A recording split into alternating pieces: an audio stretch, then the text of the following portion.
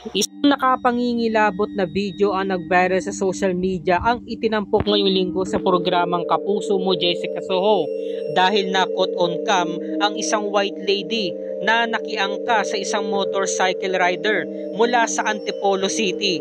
Ayon sa istorya ni Christian, nung gabi na yun na ako'y bumabiyahe, sobrang lamig. May nag-overtake sa akin na motor.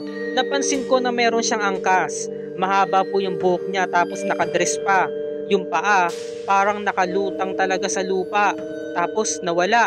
Yung mga balahibo ko nagtayuan po talaga. Tapos parang nangihina talaga ako. Nanginginig pa nga. Yung rider na sinundan ko, nakausap ko siya sa may tulay. Sinabi ko sa kanya na may nakasakay sa kanya. Pero sumagot siya sa akin na wala naman daw. May mga nagsasabi na baka gawa-gawa ko lamang yung video. Sila na po ang bahala kung ano ang gusto nilang iparating. Basta alam ko sa sarili ko na totoo yung aking nakita. At ito naman ang sinabi ni Rodolfo, isang residente mula sa bayan.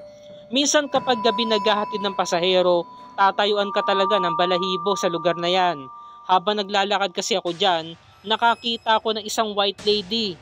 Puti ang suot, tapos wala pang ulo. At ito naman ang sinabi ni Jerry, Puro coordinator. Batay sa aming record, may mga ilan pong sinalvage bago tinatapon doon sa lugar. Kasi nga po, liblib at medyo magubat.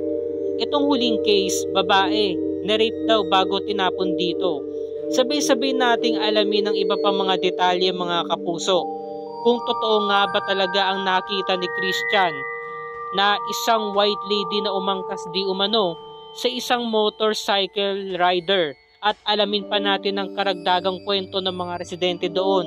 Yan ang wag na wag natin palalagpasin ng linggo ng gabi.